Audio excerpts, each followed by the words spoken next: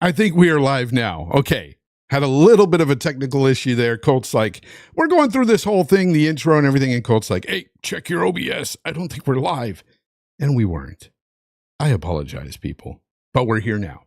Anyways, I know a lot of you are at home probably watching the football championship games and stuff. But I got to do my show. So hopefully you'll come to it afterwards or listen to it later. But me and Hargeet are here. And of course, we got a great guest for you. Hargeet, how have you been, my friend? And what have you been up to this week? What have you been playing? Yeah, I'm good. The gaming world had some interesting news this week. Palworld sort of blew up, and then jobs at Microsoft went away. But hey, we'll talk about that. And I've been I finished Prince of Persia, and then rolled right into Palworld, and I've been playing that ever since. So you've become a pal. Yes, we've got a game together. Yeah, so I've been playing the same Palworld, level 37 now, something like that, and it's been a blast. It's not one of those games you really have to think about to play, and we're going to get into that later. But it's really good that you've gotten into it. That's cool. I'm glad you're enjoying it. Welcome, everybody. Colt Eastwood to the show. Never had him on before. First time. Welcome. That's all we do is hang out, FOnz. If we're not here, we're in party chat talking World and everything and else. Layoffs and everything. Yeah. Yeah, no. We're just talking games mostly when we're together, right? I'm playing Enshrouded on Steam, trying to get that figured out, and just a ton of Palworld. And we've been all three of us have been talking about that all weekend, and what a derpy game we normally wouldn't play. But it's just, you're not lying. It's just a joy and digital piece of joy, I guess. I don't know. I like it. It's fun. Yeah, it is a lot of fun. And I think that's the main takeaway from the game. And that's why I think a lot of people are enjoying it. Well, of course, we'll get into that. But first, I want to get into a topic that is, well, not the greatest of topics, because we really don't want to talk necessarily about layoffs, but because it sucks. I mean, I'm somebody who was laid off last month from a 20-year job, and I'm still looking for another job, living off a severance package. But I'm telling you, a lot of people talk about layoffs in a way where it's, I mean, let's face it, it's way more of a nuanced conversation to be had about this than just, oh, well, they let 1,900 people go here at Xbox, and that studio let this many people go. That's not right. They're rich companies. They should be keeping everybody and things like that. It's much more nuanced than that. And and then people at the same token, you got guys on the sidelines saying stuff like, well, they got severance packages, they've got severance packages, so they should be fine. Those go pretty damn quickly. Let me tell you, as somebody who knows, it's not great. It's not great to rely on something like that. But anyways, here we are. I think the biggest takeaway from this, and a lot of people are really focusing mostly on Microsoft, it seems. And we know, us three, we know that this is going across the industry. There's been mass layoffs everywhere.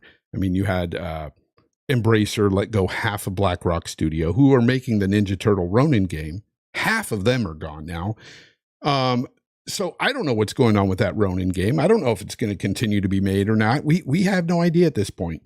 But there's just so many people doing that. But the focus is on Xbox right now. And the main reason is, again, they're a $1 trillion company, $3 trillion company that they say, oh, well, they could afford to keep everybody. And I don't know, Colt. What do you say about this? I think, again, it's a much more nuanced conversation. There's much more to it than just, oh, they just fired people. Yeah. Well, there's like some developments that we heard, like what it comes down to is there have been a lot of people. There was a big bolstering of hires and big investments going into gaming during the pandemic when it was seeing a massive spike. And as things have kind of calmed down, console sales have slowed overall, and game sales have slowed overall, that they just decided to kind of cut back.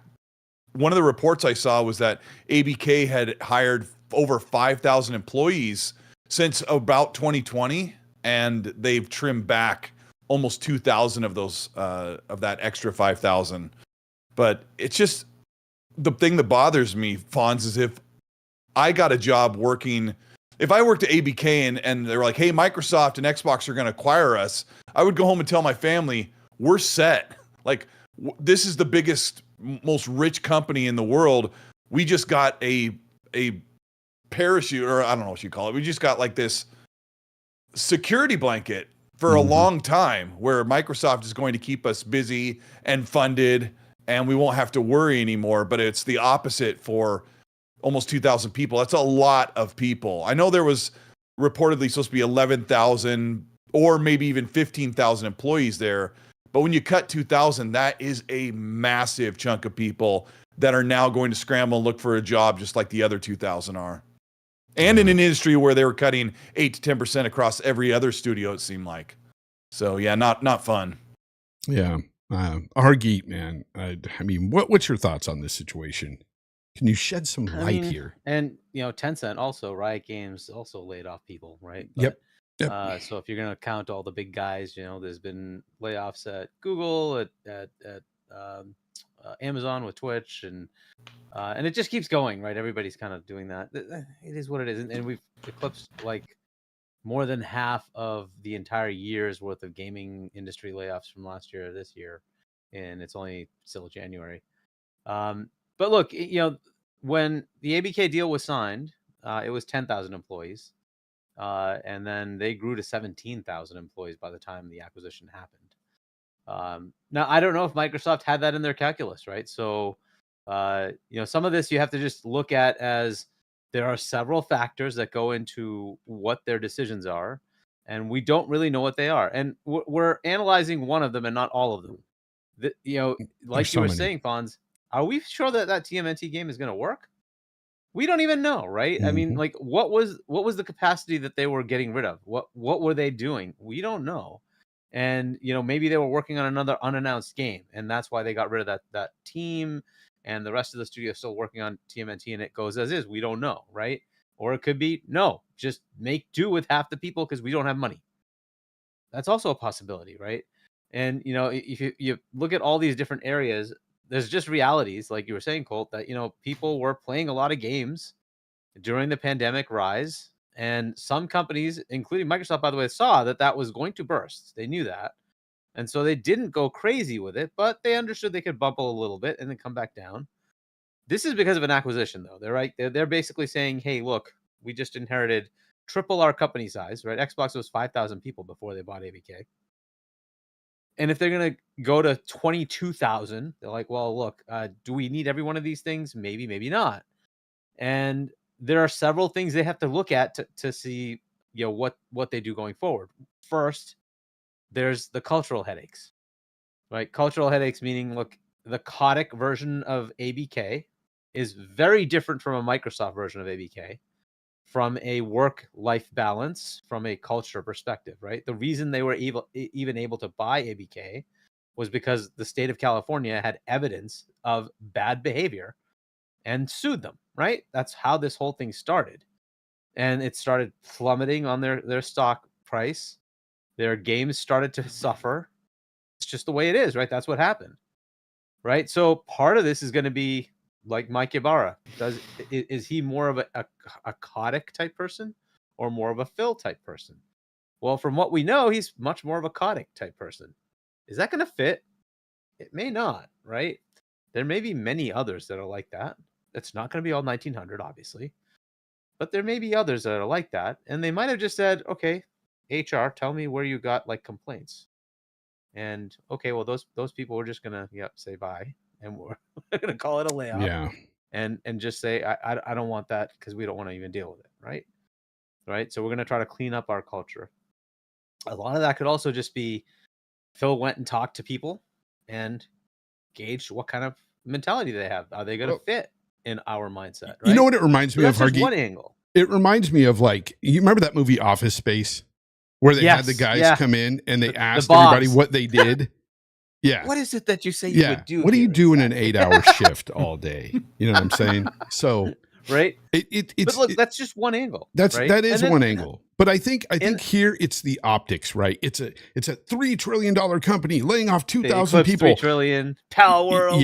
Yeah. Thud. The usual, right? I keep saying it, and they find a way to step on the rake. tonk. Like, what? Does that have to happen? Can you just not? But it is what it is, right? This one was going to happen anyways, right? You buy like this massive behemoth thing, there are going to be redundancies. That's a fair thing. You don't need as many accountants when you have Microsoft accountants. You don't need as much marketing when you have Xbox marketing. You have Microsoft. You have legal, right? Microsoft legal versus their legal. You don't need to have that redundant. So it is what it is. Some of those things were going to be, trimmed. I don't even think it's redundancy. Also, it's a very important point that Colt had brought up, and I saw you bring it up yesterday on another show about them.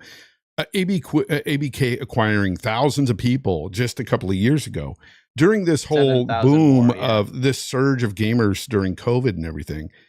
And some of these people were probably cut due to that. I mean, as well. I mean, let's face it. And I'll play devil's advocate here. What if some of these people, and I'm just saying what if, because again, if you look at the situation, Blizzard hasn't been the Blizzard of old in the past 5-6 years.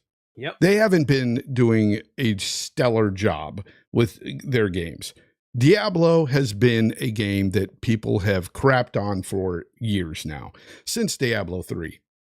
What if they got rid of some people that just weren't cutting the mustard? That too. I mean, not everybody they got rid of, I'm sure, was let's say a bad employer or whatever, but I'm sure there were some of those. Mindset, right? And that's really a potential for it. The other thing is just evaluating, and this is unfortunately a part of being a first party now, is everything, especially with Xbox, gets double scrutinized, triple scrutinized versus everything else. It's just the way it goes, right? You can have Knack on PlayStation, and did that really come out? Yeah, we'll just ignore that happened. You can have Demolition also. Whatever, that didn't happen. But if Microsoft releases Redfall, oh my God, why are they in gaming? They shouldn't exist, right? It's like, okay, it's one game, and they just trusted Arcane that's had banger after banger that they would know what they're doing. But, if you're going to play this game, if you're going to keep going after them like this, well, what are they going to do? They're going to be extra careful of anything. And that sucks, by the way. I don't like that because I'd rather they give people a chance to try things. But yeah, they're going to be extra careful when you have, and this is going to come up as far, one of the games that was canceled was Project Odyssey. Yeah, was 250 people working on a game for 6 years that hasn't produced anything. Oh my! And they're going to look at another 3 to 4 years to give you a game, and you got to sit there and say, I'm going to spend 150, $200 million. What am I going to get? On a 9-year game, a 9-year production game that was based on a mobile engine, by the way. Right. But I mean, that's sunk costs that they don't care about the 6 years before. But we have to invest another 4 years. 250 people, maybe plus. What's the return? Do I know this is going to land? It's on a potential game that could fizzle in a month, or it could make a lot of money, but we don't know, right? And it's been in development hell for 6 years already. And yes, to your point, they switched from Unreal to an internal engine, Synapse, I think it was called, something like that. Yeah. Which is a mobile-focused engine, and it couldn't even handle some of the demo material they wanted. They kept doing that in Unreal. Like, it just had mess written all over it. And we're also hearing about internal fighting over the engine. And we also heard about the development hell about that game. I mean, 6 years in the making, and you still got 4 years more to go, and you have nothing to show for it. I went through this with 343, right? I mean, we did this with Redfall. I mean, and you're like, they potentially, and nobody's saying that this game was going to be doomed for sure, because we will never know. However, we will never know. Exactly. However, they could have dodged another Redfall anyway, another potential Redfall situation. So from my perspective, if I had to do this, I would say, okay, look, nobody's asking for this game. It's a new IP, right? I have no idea if it's going to go anywhere because this game is already in development hell. You're asking me to spend several $100 million. If I had to spend several $100 million and I have Blizzard, wouldn't I want to pick StarCraft instead? Wouldn't I say, hey, look, the game that everybody's been asking for, why don't we just do that one instead? Right? Now, do these developers have a potential to make that game? Very different genre, right? This was going to be a survival game. StarCraft's an RTS. I don't know if it fits or not, right? Maybe they could bring their talents over and make it work, but I think they would probably find a partner or one of the other studios or development teams that can kind of really work on RTS that knows how to do that genre. So I think to me, that's what I would do. I would say like, okay, this is crazy. Look at the 7 million we just spent on Palworld, right? They probably didn't even spend all 7, right? They probably gave them 3-4 million, whatever it is. $6.67 million was the production cost of Right? Palworld anyway. And like, okay, if it fizzles, whatever, right? It doesn't hurt you. Several hundred million does hurt you, right? So you have to think about those calculuses. And I'm just saying, okay, if I had to do this, I would go with the game I know everybody's clamoring for. It's gonna sell. People want to play it, like, and they'll come to your ecosystem to play it, right? So, like, Yeah. I there's no guarantees with the other one, and I don't want to, say that It you sucks, shouldn't try yeah. new things. That's what sucks about that. But this is the way it is. It's a calculus. You have to figure things out, and if they didn't see anything in it, and that's what probably happened, right? They saw this is just this is worse than Redfall. Like, we're not gonna go down this road. Let's just, and we don't scrap want to this and sound move like forward. we're being Xbox apologists at all. 1,900 just people looking is at a the lot calculus of of it. people that you let go. And I understand the optics, $3 trillion company. Oh, you could have afforded to keep them. Again, it's way more nuanced than that. There's so many pieces to the puzzle to create these games and these positions that these people hold. Like, some of them may not be needed. I mean, I've seen some ridiculous positions like at Google and some of these big companies, Twitter, when Musk cleaned house there, and I know he got rid of way too many people, but at the same token, like, there was a lot of odd jobs there that made no sense. And I'm not saying that happened with ABK, but we do know the culture at ABK wasn't a healthy one for many years. You have to understand that too. And I know you got these politicians like Elizabeth Warren and stuff on Twitter talking about this is why Microsoft should never have gotten ABK because they just got rid of 1,900. Shut up. Just shut up. To that, I tell Elizabeth Warren, if it wasn't Microsoft, because they had to do something, there were 2 other options. Another buyer, which I don't know who that would be because there aren't too many, potential suitors here. Yeah. Or liquidation, which would have been far worse. Yeah. Far worse than losing 1,900 jobs. Now, this may not be the end of the firings, by the way.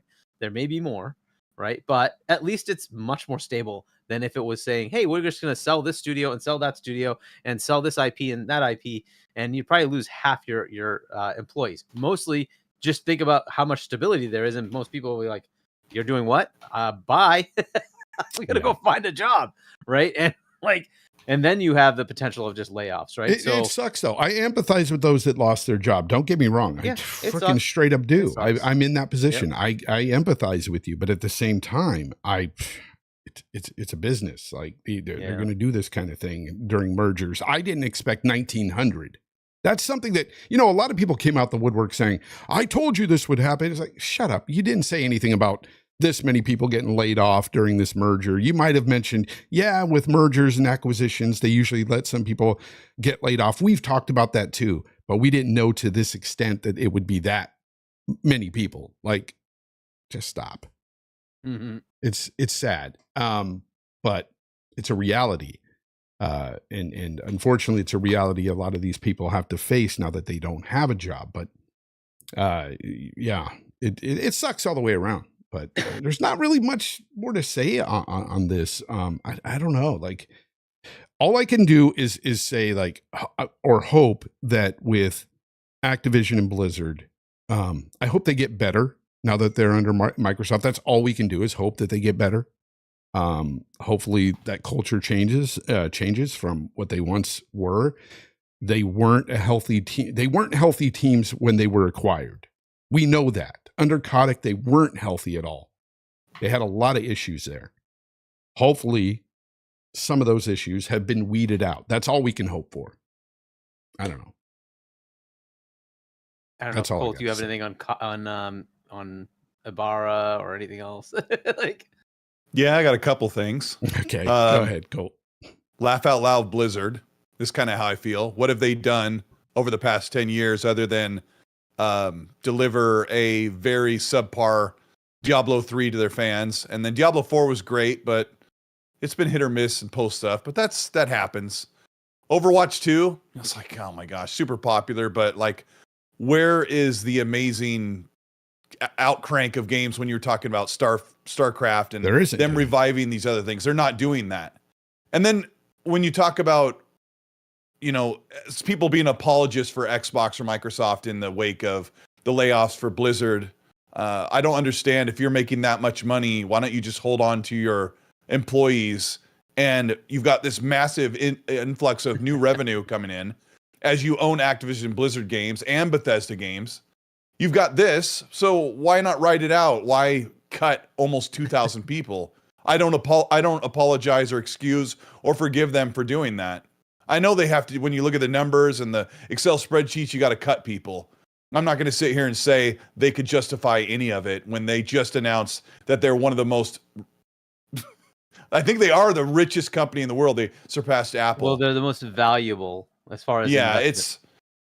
I mean, it's not as simple as they're so rich, but I'm not going to apologize or make excuses for them. When I see this news this week, I just said, this isn't cool.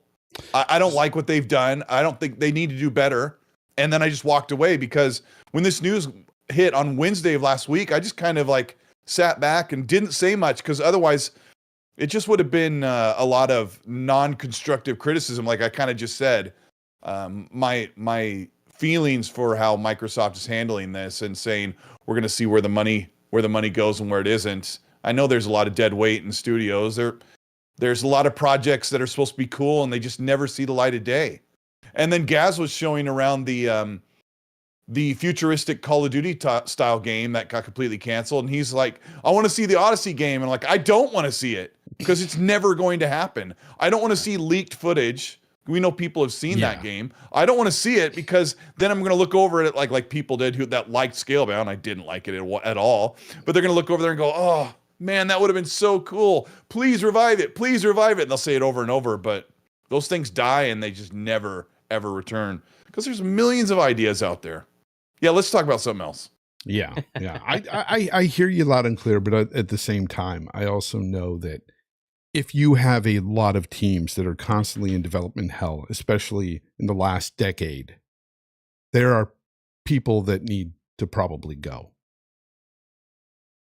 I'm just going to say it that bluntly. It's not a good working environment for everyone when you have certain, a lot of infighting and stuff going on. And that's what we've heard with ABK, with some teams there. And it could be just one of those things. Again, I know 1,900 people is a lot, but I'm sure some of those probably did need to go. Whether it's bad employees or redundancy, it is what it is. Like you knew yourself, Colt, that some people had to go during this acquisition. You knew that was coming. You just didn't know to this extent, like me. I mean, we were seeing 8 to 20%, I think it was, all year long. So, and we had heard, I mean, Bethesda already lost, what was it, Hargeet, 8 or 10% of the people that came over from the merger.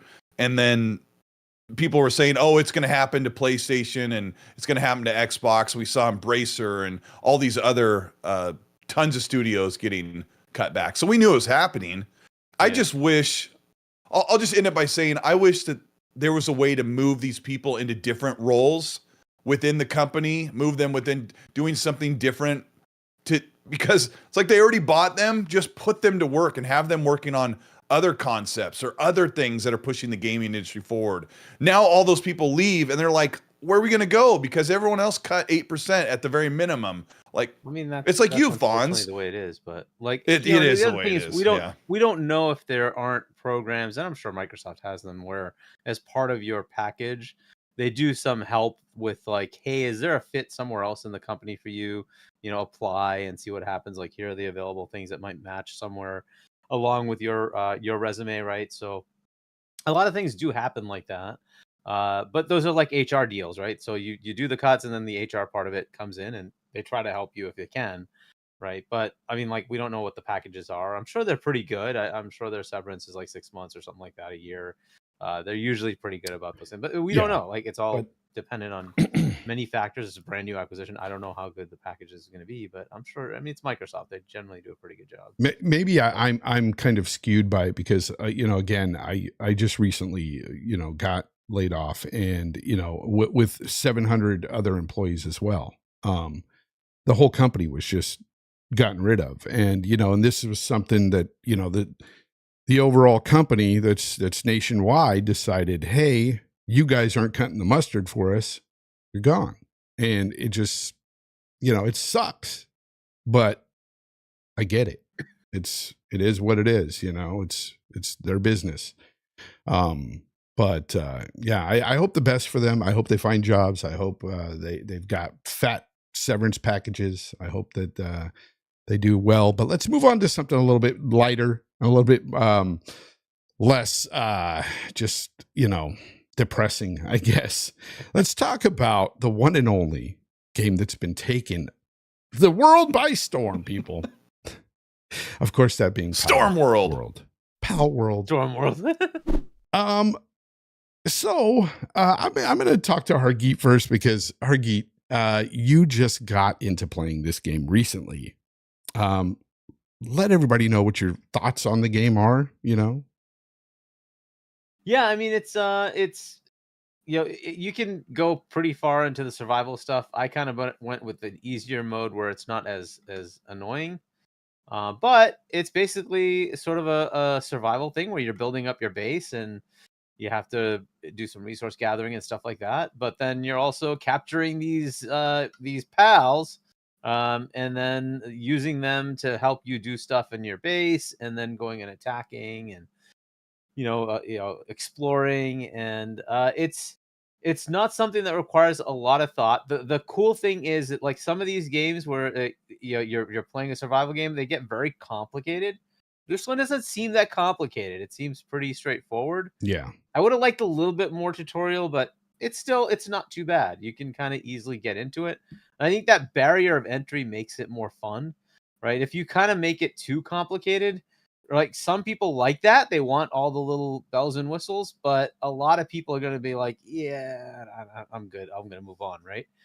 But because it's like barrier of entry is low, it just keeps going, and you're like, I can just keep doing this, it's kind of fun, I'll just keep doing it. And you just keep doing it, and eventually you're like, hey, wait, I'm like level 10, and I still have missions to do, and I'll just go kind of just do those missions, and I'll work towards that goal. Okay, that's pretty cool. And then you just keep doing it. And then you kind of get on a treadmill of just continuously keep doing the same things, right? Yeah, and I'm sure you've already noticed, like, you've already got a base started. You've got, they're picking berries and doing all that sort of stuff. So they're kind of like self-sufficient already. Yeah. And you kind of get that. And there's a lot less micro managing that you have to do.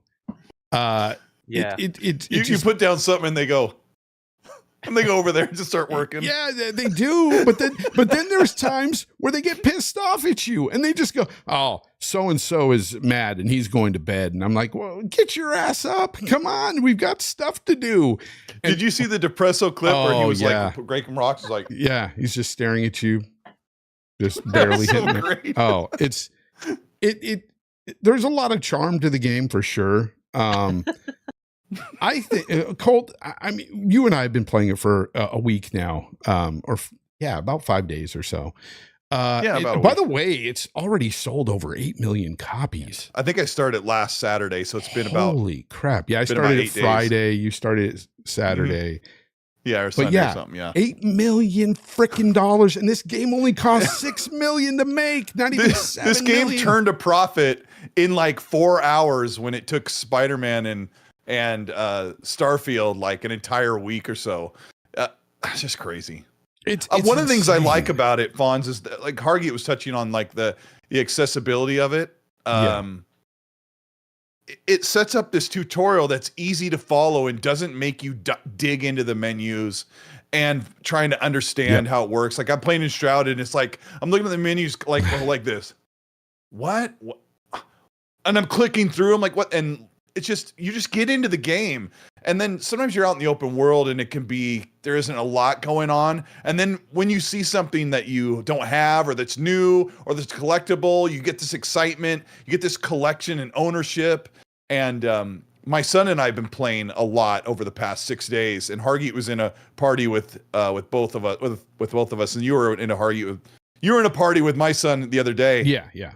And my son built this 2-story like mini mansion, and we get attacked, and his place burnt to the ground within minutes. And I think Hargeet might have been in the party, and he's like, "Shut the game off! Shut the game off!" I'm like, "No, it'll be fine." You can't. And then I look down because our places are they're like this far away, and I look down, and he has his house like rebuilt in moments. And then you kind of like get over it, but the game is just so fun. I hate to say the word cute because I don't normally like a lot of cute games. There's a point to that, Colt. Go ahead. Yeah, isn't there? Yeah, the thing that's interesting there is, as far as like the Nintendo games, right? Why is Nintendo so successful, especially as family-friendly content? Is that it's they make cute games that parents are happy to say, fine, I'll let my kids play this, right? And it's not going to be violent or sexual or anything like that, right? That there is a world for that, right? And having something like that, and I don't know what this is going to end up being rated, or if they should filter certain things if it turns out to have anything that's going to be not family friendly. But I think so far it is kind of family friendly, right? And that there's a place for that, and having that on your platform. Now it's a de facto. We don't know that this isn't going to come to everything else, right? The last game that they did not come to everything else. It stayed on Xbox. I don't know if they would move this. It's too popular. Maybe they say, no, we got to put it everywhere. I don't know, right? And it's up to Xbox to make the deal and figure out what the next steps are, right? But it's a good thing to have something like that that's kid friendly, that's family friendly on your platform to attract that, right? To say, hey, my Xbox is also a place where my kids can play, right? Whereas the default, it's always Nintendo. That's always the default, right? Because it has that kid friendly content. That's a cool thing to have. A cutesy game is a good thing to have that happens to be playable by adults too. That's kind of the cool thing, right? I've heard so many people like, Pokemon, ugh, I would never play that. Yeah. But you're playing something pretty similar to it, and people seem to be enjoying it. The other cool thing that we should mention, it is co-op. That also has a cool facet to it, right? Yeah, that yeah, you can play with your son. You can play with your friends. That's cool, right? You can do that. Like Grounded, right? We play that together. It's like, that's awesome. Yep. Right? So it is a pretty cool game, right? And there are some disparities between the PC version, well, the PC Steam version and the Xbox PC or console version with the feature set. It'll get fixed out. It'll iron out itself, but whatever. But right now it's still fun. It's still, go ahead and play it. It's great on any platform. But yeah, it is kind of an interesting game. You don't have to think a lot. Thandfully, they handhold you a bit. I want to get into it pretty easily. I want to give a big shout out to Highlander001. He gave away 5 memberships to the channel. Thank you very much for that, Highlander. And he also leaves a member for 10-month chat here. Thank you very much for being a member. He said, FOnz keeps it real. This is a no BS zone. I appreciate that. I appreciate that. We all keep it real. Dude, 5 memberships. That's a big deal. Thank you very much. That's awesome. Did you get Web Dave's from before? I didn't. What did Web Dave say? Web Dave, $2. GTL Mega Panel. FOnz, Colt, Hargeet, hit the like. Nice. I don't say it enough, people. I don't ask people to hit the like button hardly ever. But yeah, if you enjoy the show, hit the like, please. It does help out. You're not required to, though. And you're not required to sign up for anything, but thank you. You've got channel membership, support, all that. That's amazing that you guys do that. I appreciate that. That's all on you. So Palworld, here's the thing about Palworld for me. It's taught me some things, and it's weird that a game did this to me, but it got me to start really thinking about my love for AAA games. I love AAA games. Okay. I do. I love the big blockbuster cinematic gaming experiences.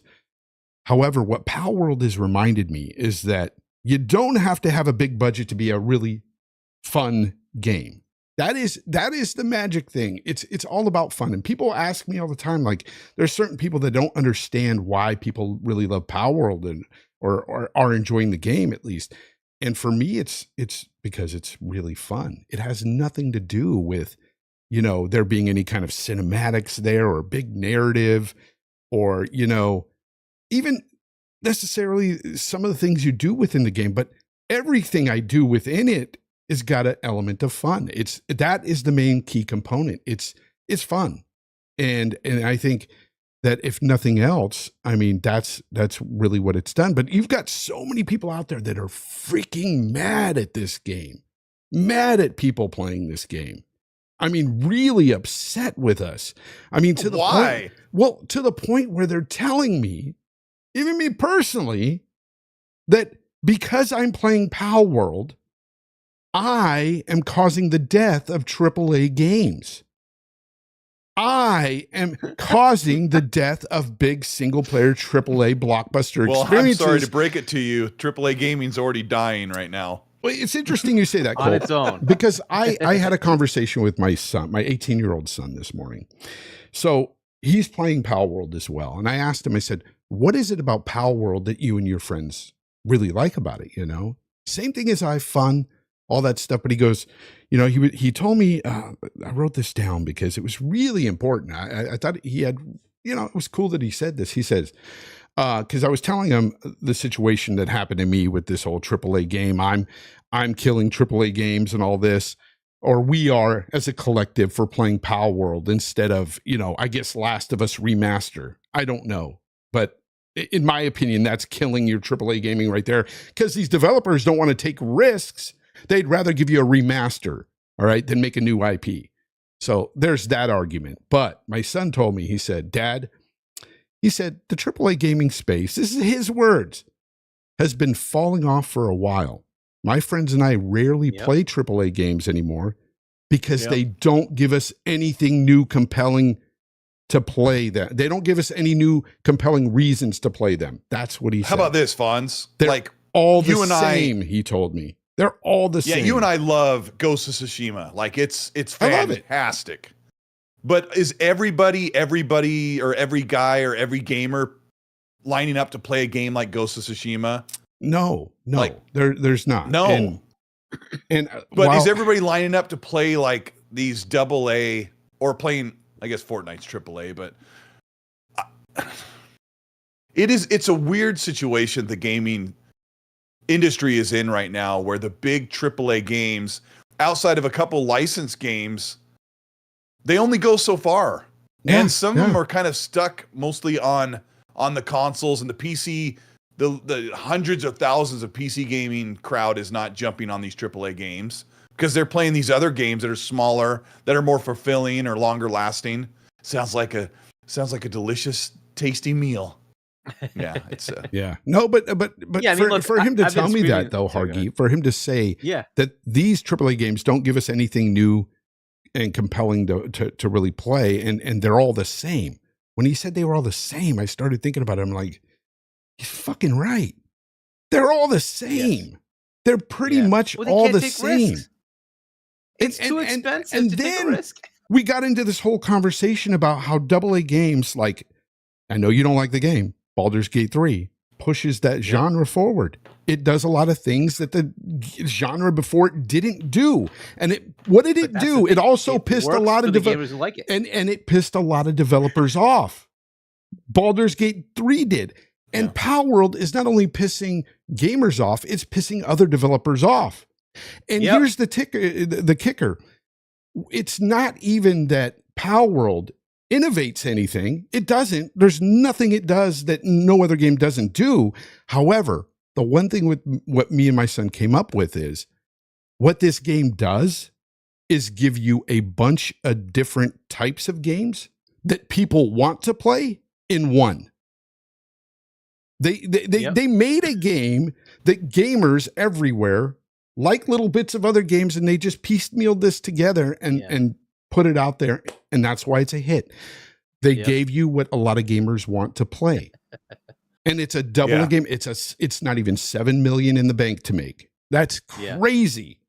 Crazy. Well, I have to explain, like C-Fresh in the chat is asking me because I said, AAA gaming is dying, and he said that's because Xbox doesn't have any AAA games. Well, over half of their games are AAA. Their studios, almost all their studios are AAA. But that's not the point. Like PlayStation and Xbox and Embracer and all these publishers will make Square, Ubisoft, they'll all make AAA games. The problem is, and you gotta go further than just a headline, right? You can't just read the headline and say, okay, I'm good, I know everything. You have to pay attention to what's happening. And I know Hargeet would back me up all the way on this. A lot of these AAA games, this is what Xbox and PlayStation leadership have been lamenting about for years when they say it's not sustainable to make a $300 million game and barely cut across with a profit no. to Don't turn around say and that. fund the next game. Colt, don't even bring up the Xbox execs. Go back to Sean Layden, an ex-Sony exec. That's what I'm saying. Sean Layden said it. Yeah. And Jim Ryan's saying it. Phil is saying it. Yeah. You have to pay attention Further to than what's that, going on. remember a little while back, EA said it was unsustainable to make a AAA single player game. The funny thing about that, Hargeet, was Sean Layden said it was unsustainable to make AAA games. And I swear, all these people said that it was now Xbox's problem when it was Sean Layden that said it. He was talking about AAA gaming in general. And he saw the trend, right? Yes, so look, the company that made this a problem is PlayStation. I keep saying it. It's because they had to garner customers back. So they said, fine, let's do something astronomically awesome. And so they went and said, let's make these AAA crazy cinematic games, right? Cool. But Sean saw it as they were doing the PS3 gen and doing that. It did bring customers. They made some fantastic games. And then he saw that, hey, this budget just keeps going up and doubling every time. Like, I can't do this. And like the time frame doubles and like, yo, this is not sustainable. Like, how are we going to make $500 million games? That's just not. How am I going to get that money back? I have to market the game. You're looking at $1 billion. You have to make 1.5 times back the money to pay for to sustain the studio. And if you're talking about a licensed IP, it gets even worse, right? So like this is just not a sustainable thing. Like, you know, at some point you have to slow it down and come up with something else, right? And like, but other companies have been doing the same thing. Ubisoft has been in trouble, right? And like, look, they released a AAA game and 2 AA games, right? They like, I don't know if you counted it or not, but Avatar I would think would be considered a AAA. And then they had AC Mirage, a smaller game, not the big expansive ACs they've been making. And then Prince of Persia, right? And a smaller game. But hey, look, it's working, right? Those games did pretty well. I don't know how Avatar is going to do, right? So, and then they have Skull and Bones coming out, and God only knows what you count that as a AA, AAA. I don't know, but it's certainly budgeted past a AAA game because they've been working on that forever, right? And I don't know how that's going to fare. But think of that, right? You sunk that much into it. It's mocap. It's the expectation of everything needs to be motion captured. When we saw the Avowed footage, I liked what I saw when I saw the Avowed footage at the Developer Direct.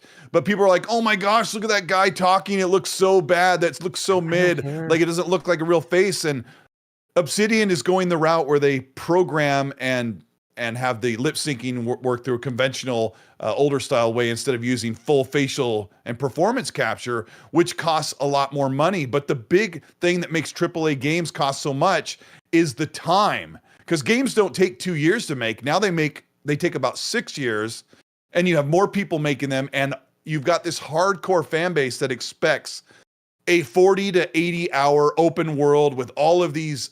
You can't even, if you can't shoot the fruit in the basket and they don't blow up or move around, God. It's like a big, like, and I know it's a joke, right? Yeah, FOnz, of course, but they said it's become, it's become the fruit in the basket and the motion capture and the interactivity and immersion in the world. All of that has to be at a certain level.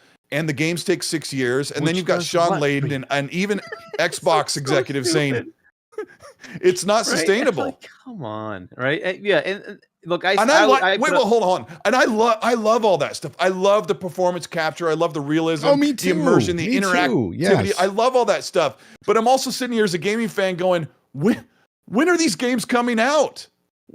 So it's like I want to see a middle ground. I don't want Palworld level games. Obviously, I want some middle ground. Maybe Fable shouldn't be a 40 to 50 hour game. Maybe it should be like the others. It should be an 8 hour semi-open world game. But I mean, even that one's going to take almost, it seems like 10 years to come out.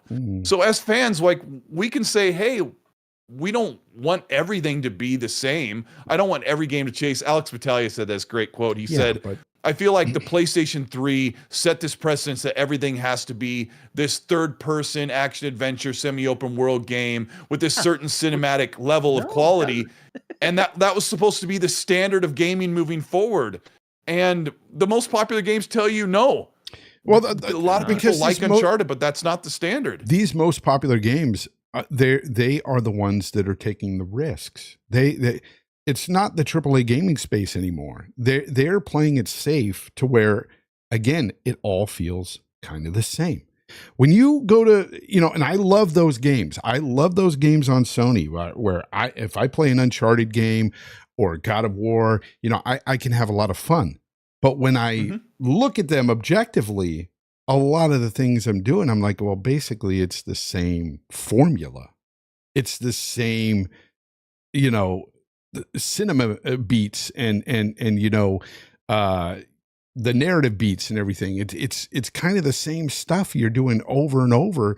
I know it's a joke. Everybody says sad dad simulators and everything, but a lot of the games are kind of like that. And then if you go to like a Ghost of Tsushima, it's samurais and swords, and stuff. But again, it's the same formula. It's that same cinematic formula. I love that stuff, but I don't want everything to be like that. You know what I'm saying? And I'm not one that's going to limit myself to not play a Palworld because, I can't do that if I like these cinematic games and these big blockbusters. How dare I play a freaking, Palworld? I can't do that. I got to be honest with myself. It's if a game is fun, it's fun. But when we're talking about the whole AAA versus AA, I'm going to tell you these AA games, they're doing things that AAA games are afraid to do. And I know that the budgets they're quite inflated with the AAA games, and that's probably the number one reason why they won't take those risks. But I implore them to take risks, be different. That is why some of these games take off, because they're doing things that are a bit different than the AAA space. You'd have to do it on a AA budget or a indie or something like that, because if it fails, and it's likely to fail, right, then it won't sink the company. That's the headache you run into. Now it's Microsoft, they won't sink, but even PlayStation, how much can they afford to lose, right? It is what it is, right? Nintendo does take a lot of risks, by the way, right? So they have their staple franchises that make them plenty of money, and then they take risks and they try all sorts of weird things, Mario Strikers or something crazy stupid idea, but whatever, right? If it works, it works. It doesn't, it doesn't. That's fine. But so I give them a lot of credit that they will try random things, right? They just tried Splatoon.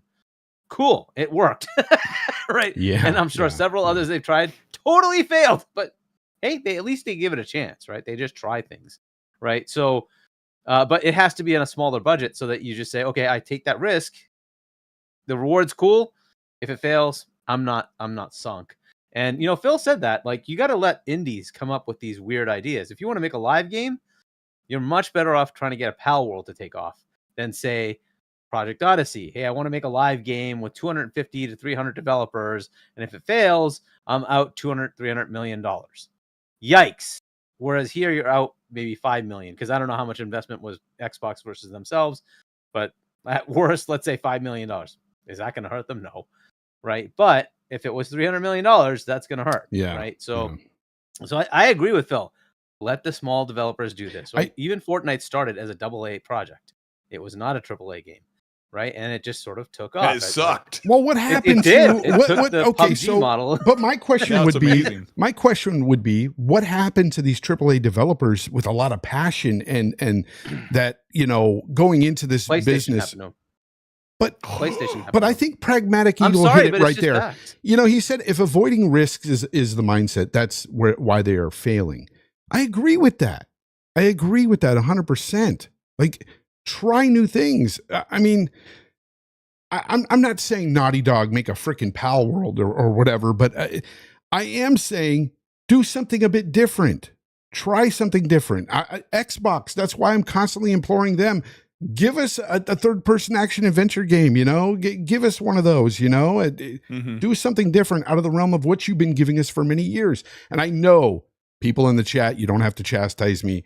I will agree that Xbox has the most diverse lineup there is. The variety there is completely, it demolishes what Sony does in terms of variety. The variety actually demolishes Nintendo. Nintendo has some variety too. They're pretty diverse, but Xbox just the sheer number of studios, they just give you so many varieties, right? Yeah. And there's quite a few genres that Xbox does that Nintendo doesn't, but I mean, in PlayStation's first party, they do not have any first person games, let alone any first-person shooters. They don't have any RTS games. They don't have any turn-based games from their first-party studios. They don't have a fighting game other than money-hatting Street Fighter.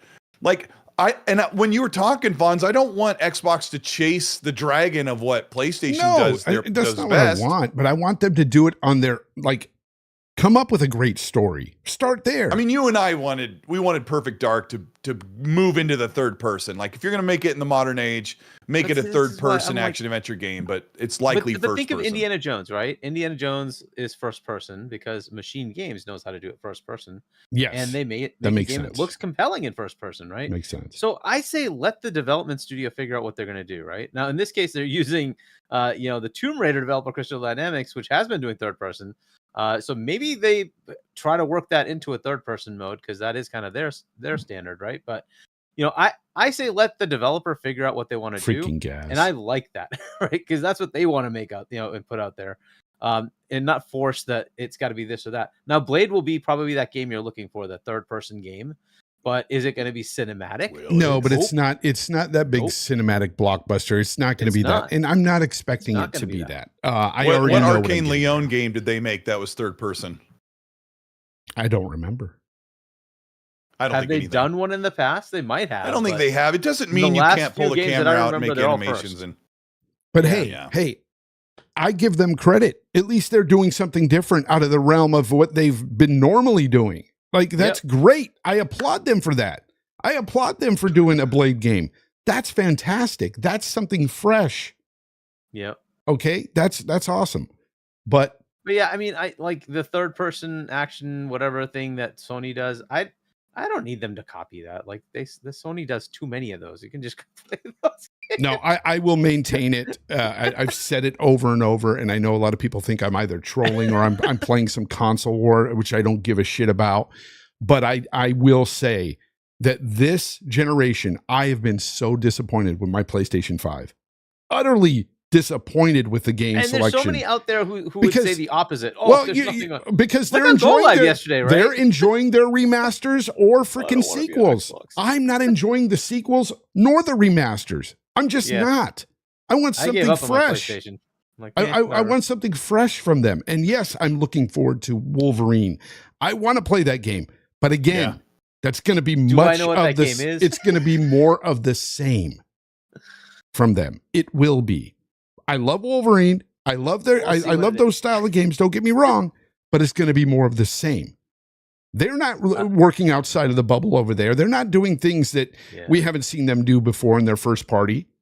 A lot of people will bring up all these other games that come from, second party or third party to Sony. But you know what? You guys that always talk about Xbox, they don't got no games. They don't got no games.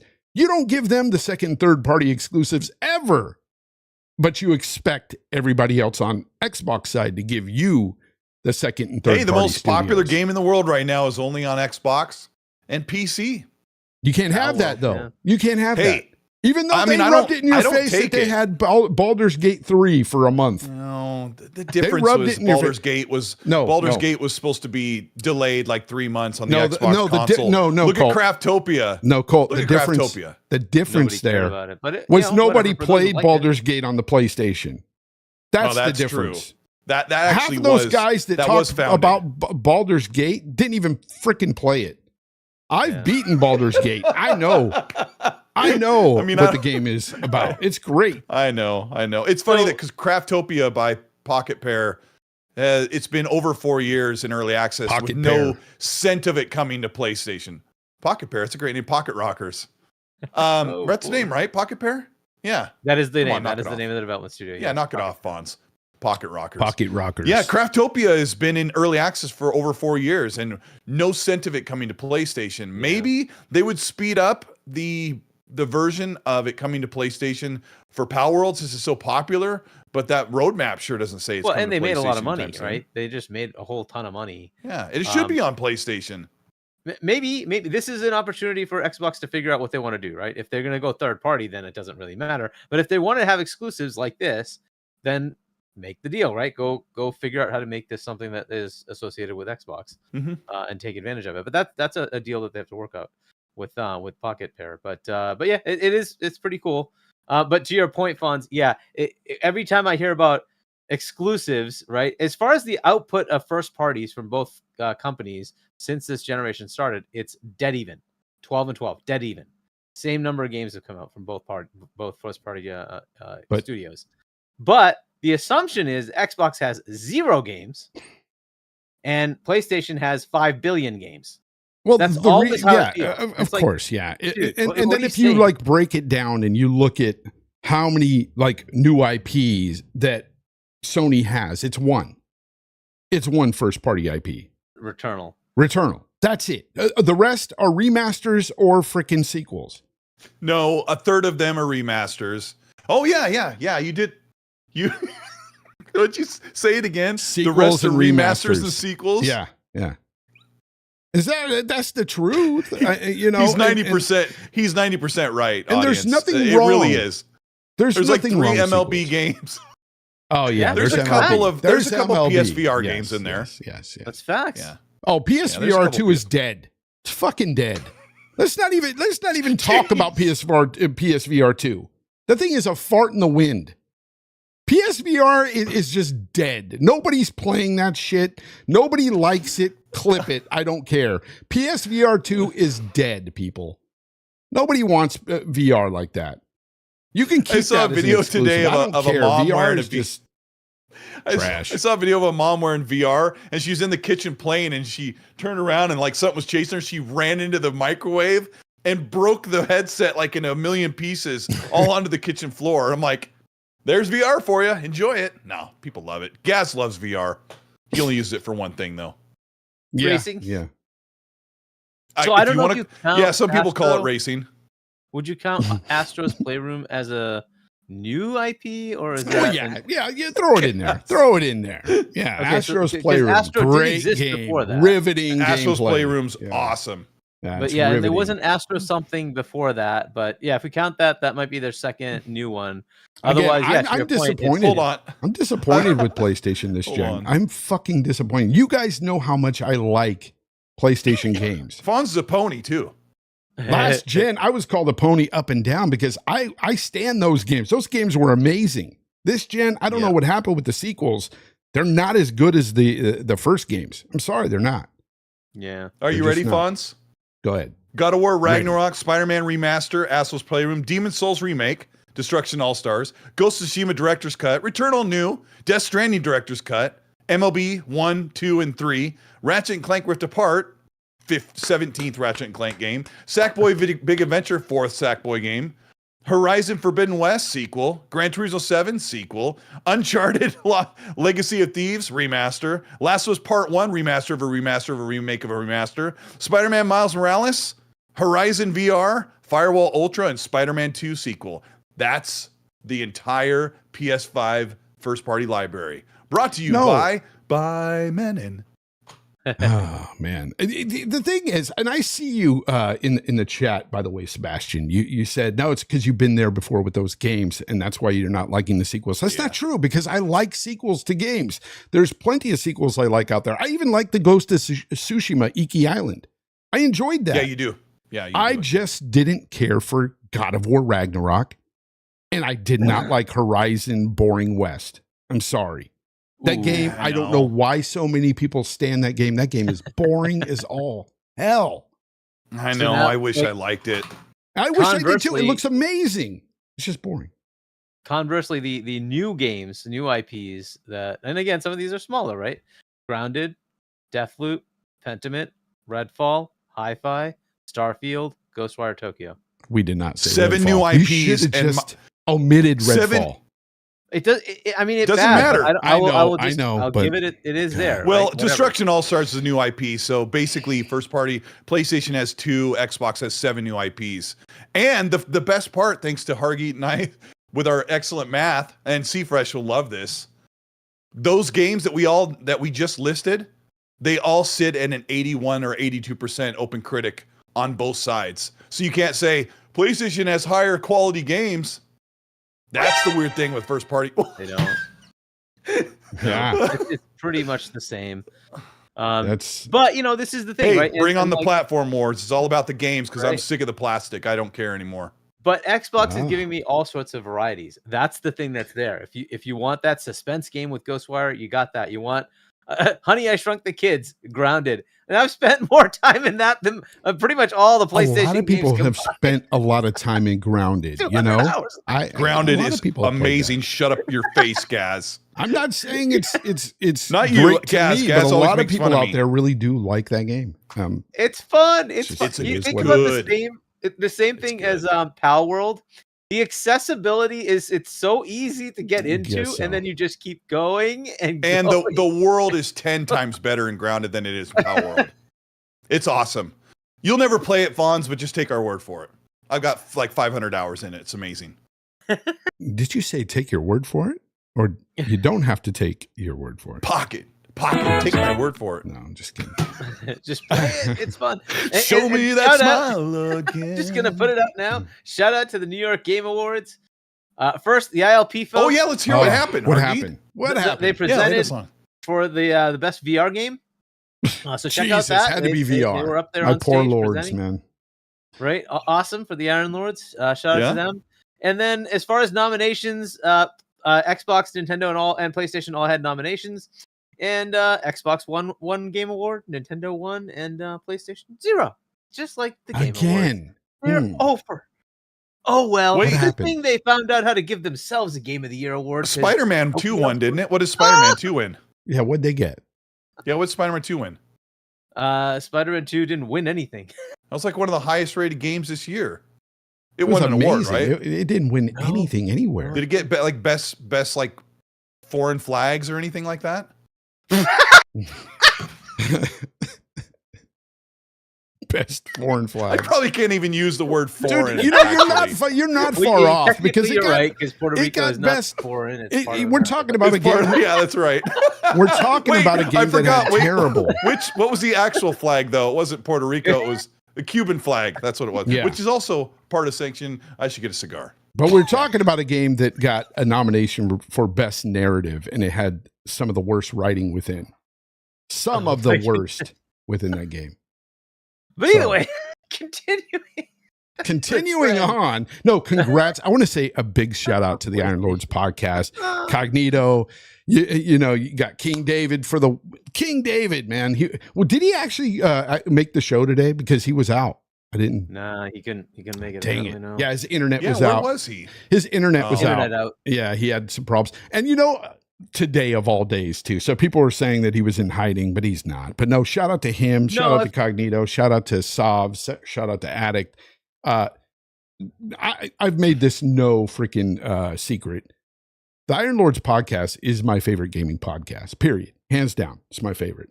If you want King's opinion on the whole thing, he went over quite a bit of it on Xbox Frontline on Friday. So check out that on his channel. But I do want to say, give them a shout out and tell them that I've been watching them forever and I've seen the growth, and it's just freaking amazing to have friends that are just like moving up like that. It's awesome to see. It's kind of like Colt. They're legends. It's kind of like Colt watching him grow. Down there. When I saw the Lords at PAX West, they're legends. They're walking around in the black shirts with the gold logos, and people were coming up to them. Oh my gosh, Iron Lords! And I was like, and of course they're all super tall and they just look so awesome. But they're legends. The Iron Lords are the OG legends in the scene. Yeah, they're awesome. Unlike Gaz.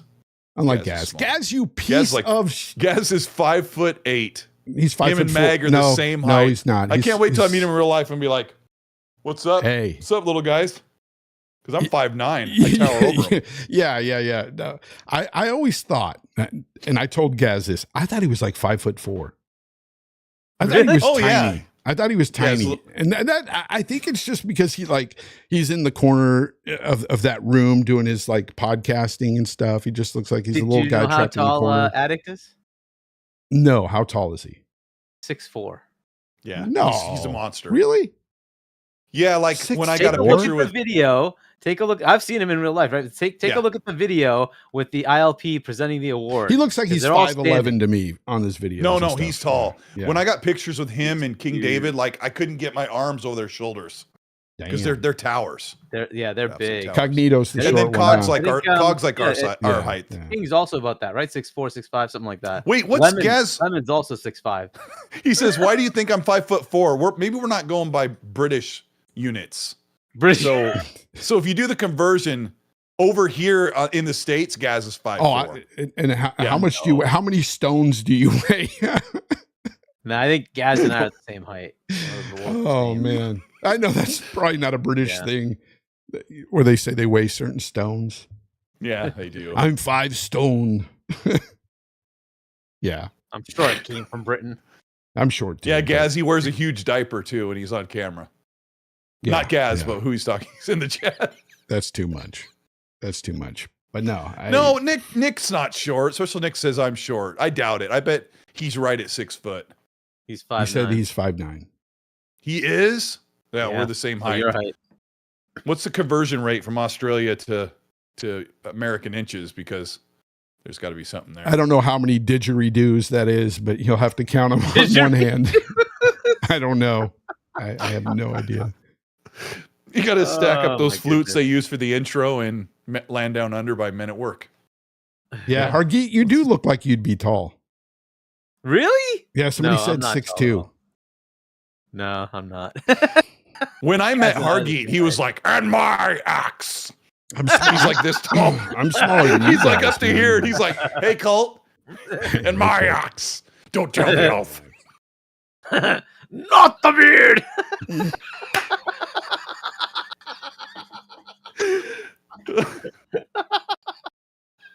By the way, Colt, this is what you were talking about. Here come pocket rockers, tiny tapes, What? tiny. Oh my goodness. Sorry. Did you- Okay, did I'm you- sorry. Oh yeah. All right, Hargeet. You Guess can't- says Hargeet looks like an Indian Gimli. Wear 'em anywhere. that's what you were talking about. I played the Pocket Rockers commercial. Oh, I couldn't hear it. Yeah, No, we can't no, hear it on our no. end. But that's what you're always talking about is that damn commercial. Now I can see it. That's what we remembered when we were kids. That was Yep. one of those commercials that they would play. Those damn Pocket Oh Rockers. my gosh. Yeah, not those other pocket things. Get your mind out of the I don't know gutter, if I want to people. meet Gaz in real life. I have a feeling he wears a lot of cologne and he's going to have like 70 hookers with him. Oh, That's what I'm afraid of. Because I don't want to, like, I wanted to meet him You don't in wanna real catch life, but I'm anything? afraid he's going to pull up in like an expensive car he rented. He's like, "We're going to get lit." Then just peel out. You know, I have a bunch of girls in the car. I'm like, I'm getting too old for this. oh man, I don't think you have to Yeah, worry what about were we? that. Were we on the show? Yeah, Have you yeah, gone we live were, yet? we were on a game show, by the way. Let's finish up with Palworld. Palworld is an enigma, people. I don't know. What do you think the numbers are going to be when this is all said and done for this game? Do you think this is going to be a game that kind of just goes away in a month, or is this here to stay? I mean, like, what's it called? Ark Survival stuck around for a long time, but I don't know. Maybe it'll get to up to 12 million and just kind of fizzle out, and the. those are Maybe good the numbers, trend will man. die Holy out? crap! 12 million sold would be. What do you think, Hargeet? phenomenal. It depends on what they do with it, right? So, like, if it's, Pocket Pair doing this on their own, it very well could fizzle because they're a small studio. They don't necessarily understand how to scale, right? They just made something that struck gold. Cool. But to scale is not easy, right? Big companies fail at doing that. So this is where it behooves them to actually partner up with Xbox to say, well, how did you take Grounded and make it bigger? How did you take Sea of Thieves and make it bigger? How did you take Minecraft and make it bigger, right? Like, take the expertise and give them something and give them a platform to allow that scale to happen, right? Because what you're saying, like servers, can they really handle that on their own, right? Yes, they might have money to do it, right?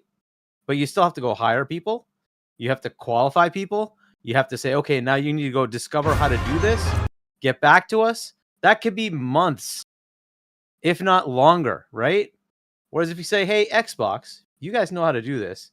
can we turn around in like a month and get this to a next level, right? And so we have another release, and we say, hey, we've scaled this up now, and now you can have, you know, a lot more players playing at the same time, no issues. Maybe some bugs have been ironed out, things like that. You know what I And noticed the past couple of weeks? You've really been pushing Microsoft to pick up Palworld. Or I'm invest. just thinking it's a great partnership, right? Because look, let's say it was Sony. Sony went to Bungie to do exactly this, right? To figure out, how do I scale a game to be a live service game where I can continuously keep it running so people come back? Because that's what it needs, right? It just needs long-term support and content. Yeah, that's what it needs. If they partner, the sheer IP they have at Xbox allows them to create characters based on stuff they own, right? So just that alone, you could say, hey, we're going to drop in a bunch of Gears of War characters, right? That you can change your skin to be a Gears of War character. Cool. Would people buy that? Probably, right? That's the kind of thing you could do, right? You're trying to Fortnite it. I see what you're doing. Exactly, right? But you also need missions. You also need, you know, whatever else they need to drop into it to make it more live, right? To just give it more content. Yeah. They also have to finish the game, right? So there's just more capacity need, and if you want it to scale, you have to take it, you know, and give it the resources to go forward. The other thing I would say is this has an opportunity, because it keeps getting compared to it, to kind of Pokemon or out Pokemon. And if you want to do that, then it can't be just a game. It has to go beyond a game, right? Because Pokemon isn't just a game. It's toys, it's cards, it's a cartoon, it's, you know, on and on and on, right? You have to go beyond just one game, right? You have to go mobile. You have to go into all those other areas. Can, you know, Pocket Pair do that? Potentially. It's just expertise. How long, and will it fizzle before it, you know, can gain traction? And that's where that partnership thing could really help, right? This is literally the most, you know, valuable company in the world. They could take the resources and say, let's help you make that happen, right? You have some money, we have some money. Let's partner and make this happen, right? Now, it could be that you partner and you make it a multi-plat, doesn't matter, whatever, right? Put it everywhere. Or you partner and say, hey, this stays Xbox and PC, and this becomes something to attract customers to our ecosystem. That's also fair. I don't necessarily, you know, care one way or the other. That's really up to them to figure out. But I don't see another great partner. Who would it be? Epic, maybe? Do you think Epic would want to kind of compete with themselves? Maybe they want to do that. Who else do you see that's going to kind of play that game? Nintendo certainly is not going to take this on, right? Like, we can just rule them out, right? They're not going to make a Pokemon clone from themselves. That's I just don't see that happening, right? So you can just take them out of the picture. But maybe one other publisher out there wants to take on the risks. Fair enough. But it's like, you've already partnered. You literally have already partnered. You've already paid for the creation of the game by putting in the Game Pass preview program. Well, why not just take it to the next step, right? And see where this goes, right? It's bird in the hand. You have it now. It's taking off. Do something with it. That's my opinion. I think they should partner. They should put some investment in it. It may not be like, hey, we own it. It may just be, hey, let's bring this to the next level. Let's help you get there, right? That's just better for both parties. So I that's my thing. At least do that. If not, if you want to go like buy the IP, fine, do that. If you want to like buy the studio, fair, do that. I'd also recommend don't have the head of that studio work on this anymore, because he doesn't seem like the guy that wants to do that. He likes to make a game and then move on. So let him just keep doing that, right? Like, make the next game and then make the next game and then make the next game. That's fine. But some team has to work on this, and it has to expand to kind of keep up with the content drive, right? If you want to make it live, it can't be 40 people. It's going to have to grow. How does that happen? I don't know. And they just earned a lot of revenue. That's fair. Do they know how to invest it? Do they know how to move forward? Eventually they'll learn, yes, but is it too late? I think this is the time to just a lot of these, while the iron's hot. From what I've heard, the developers at Pocket Pair, they're kind of a ragtag group that don't really know what they're doing. Yeah, it was like 10, 15 people working on this, and they grew it to 40. Yeah, one guy was literally working at a gas station, and like these people just came up with something that was hot. I find it funny though that the other developers are like pissed off at the game and they're like saying things on Twitter, or they were saying things on Twitter like, "Oh, there's something nefarious going on with this game. I can't pinpoint it, but something's wrong with this." Like, I don't know if he's at current or at ex. Yeah. It's like, come on, just stop. Last of Us 2 remaster or whatever came out. Yeah. I've got a member for 20 months from Game On Daily himself, Mr. Gaz. Microsoft should acquire Western Europe. I don't see a value in buying Pocket Pair at all. They've already got it. They've already got a quasi exclusivity deal because of early access, and it's in Game Pass. It's not on the other competing consoles. Like, just the best thing for Pocket Pairs for this game to be as big as it possibly can. They're not owned by Xbox or PlayStation or Nintendo. Like, let these guys enjoy their newfound success and just grow this game.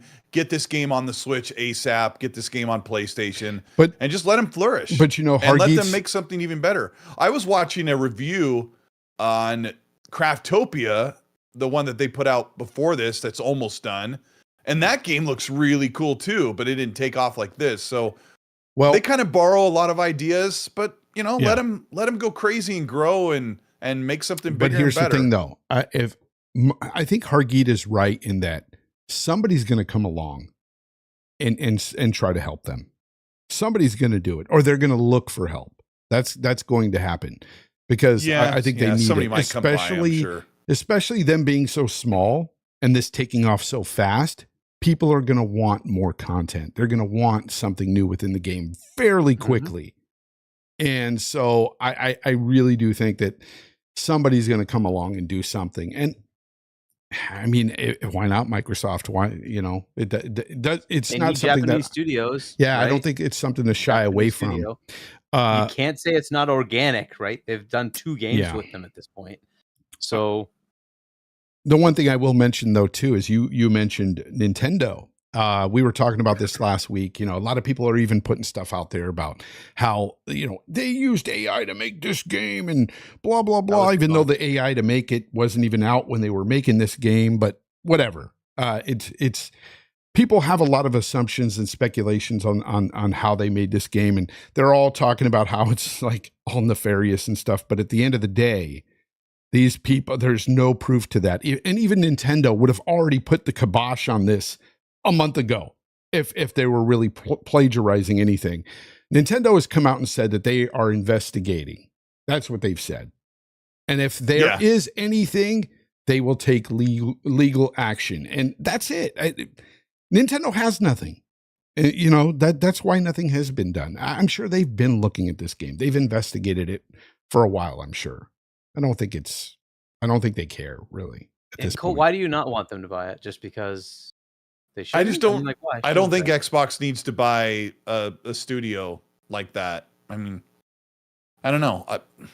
Honestly, I think Xbox is going to sit on that kind of money for a little bit, on acquisition money for a little while. I mean, they literally have done nothing with Activision Blizzard at this point. Nothing. So I would like to see what they're going to do now that they have Bethesda, ABK, and Xbox Studios all working together. Oh yeah, I have to, fix what I said. It's the Pokemon company anyway, not actually Nintendo. Even though Nintendo owns part of the Pokemon company, and it was a pacifist tweet. It was just basically not tweet. It was a statement saying we're aware of it. Come on, calm down. Yeah, I think it was their way of saying stop harassing people. We're going to take care of it. I think they just keep getting so many things from them that they're like, okay, we got it. We know it exists. We're not dummies. Okay. I mean, Chad, don't be worried if this game comes to PlayStation. I'm sure it eventually will. PlayStation just does. I don't understand what PlayStation's position is with early access, but they don't normally get. Let's talk about the third party thing again. No, I'm not. Actually, I'm not. No, absolutely we're not. There. I'm just talking about like this game should eventually go to PlayStation. It's only exclusive because Xbox has a fantastic ID, independent and an early access program. Oh, and that's another reason too. I want to put it out there real quick that, the reason why you've got an inferior version of the game, that's what people are throwing out there. Xbox got the inferior version. It's only because it's a couple of updates behind, because it's in preview program at Xbox, and the Xbox, certification you for have to go Xbox through, is yes, you have to is go through- very long. long. yes, Yeah, it's a little Way too That's long. the They need to difference. fix So- that. So let me ask you this: what is the largest franchise in terms of revenue? Do you know? And how much revenue? No, I don't. I have a couple of ideas. Do you know, Hargeet? That's Yes, probably why you're it's- asking. It's Pokemon at $90 billion. It is $90 billion. What's the second biggest one? Do you know? Fortnite. Mario at 30. Really? Yes. This is like so, and now think about like you're saying they should not take a Pokemon competitor and nurture it. They really should. It's huge. It's huge. Like all kids know about Pokemon. I mean, they have me playing Pokemon on Palworld, so that says something. yeah, right? yeah, same, and it's, same. it's the toys that make the money. It's the cards that make the money, right? It like you got to think about this is not just one medium. It's when it goes multi-medium, it's going to make a lot of money, right? I don't see Palworld going beyond the. It could. this- It depends on how you push it, right? It very well could. It's cutesy. That's what it needs. Mm. That's what it It's needs. cutesy. And so you can see those So toys. They can cute. make the toys out of it. Oh my gosh, my daughter walked by who won't play the game, and I had a blue dinosaur, like a brontosaurus type thing. She goes, "Oh my gosh, it looks like a Squishmallow," and I was like, What's that? "That could be so much money." It That could be so literally. much. So God, like, that's God what Emperor they Sofa could do. King says Sony allows early access. Thank you, because I've heard conflicting answers on that, and I don't know why some of these early access games don't go to PlayStation. Then why isn't so- it there? Yeah, I don't know. Well, Maybe I they mean, have the a developer different has type? been working with Xbox, right? So that might be the Yeah. reason, right? They just really just are working with Xbox, and just because they're small, they're not going to do everything at once. Yeah. So they've been working with that. Like this is what the Xbox demo that you pay, whatever the paid demo thing, that this is what it is, where they just pay for game previews, Mhm. so you can actually get those earlier, and the developer gets some money to actually make it happen, right? So Yeah, that program's kind of convenient, right? So it is really nice. I'm digging it because I actually, have a game to play right now in between another even game. though it's a preview, in between Dragon's Dogma 2. I'm looking forward to that game a lot. yep. I know, Colt, you didn't really like the first one. You found it kind of boring or something at first. Or I don't know what first you one? said about Dragon's Dragon's Dogma? Dogma. Oh, I tried to play it like a few weeks ago, and it just feels really. Well, I mean, it is old. It's It just dated. 30 frames. It feels its age, and I'm like, Wait, and it starts off kind of slow, and I'm like, I Wait don't on know the if I want to do this PC. right now. What are you doing? 100 I've frames. done that. I've done that before, Fonz. You play an old game at 60 frames, and it's like still feels really old, but the frame rate's just nicer. No. I beg to differ. Dragon's Dogma on the PC is fun as shit. I love Really? Dragon's Dogma. Oh man, Well- I'm having a blast with Dragon's Dogma. Maybe It's maybe. really Yeah. good. And I've been bouncing around on games for like and it's cheap. over a It's month. cheap. Like, Yeah. yeah, maybe.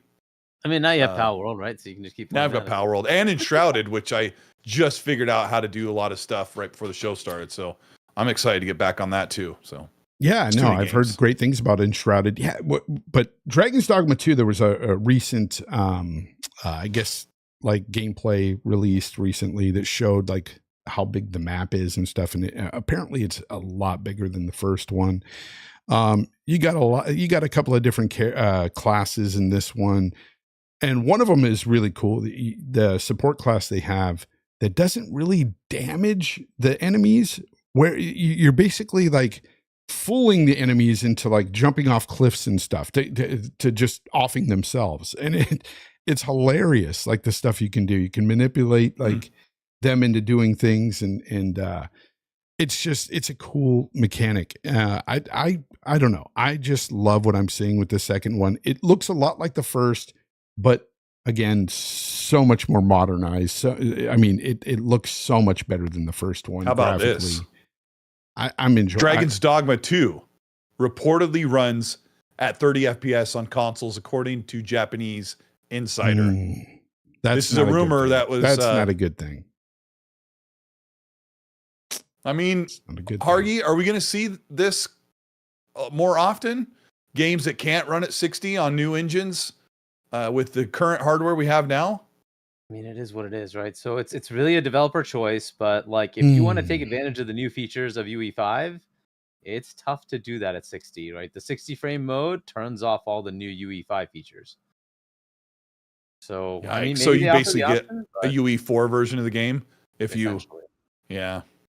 That's not cool, especially when, you know, you look at these consoles and you think that they're powerful enough to give you 60 frames on these games these days. I don't understand where the developers are going with this. It seems like you should be able to, at the bare minimum, have a performance mode there. Yeah. I don't know. Like, Yeah, it's a choice, right? They can choose And- to do it or not, but it does make the visuals much lower in comparison, right? It is what it is, though. It's not UE4 isn't bad, right? UE4 is pretty good. this is why I've been talking about the last 8 months. I was talking about going PC before Hargeet just freaking sent me a damn PC. I was talking about it not because I hate the consoles. I freaking love the consoles. I like what they represent and how they get people into gaming. It's a gateway. It's cheaper and stuff like that. Like, I wouldn't have been able to afford a PC right now, hands down, couldn't have. But because I was given that luxury, I guess I would say, which I can't thank Hargeet enough, but I just wanted to get to PC just to get those frames. That's the main reason, because I was pissed off last year when I started seeing these developers really focusing on graphics over frame rates. And I was like, this is not what I was really hoping for this generation. I was hoping for those higher frame rates. I mean, 60 frames is good enough.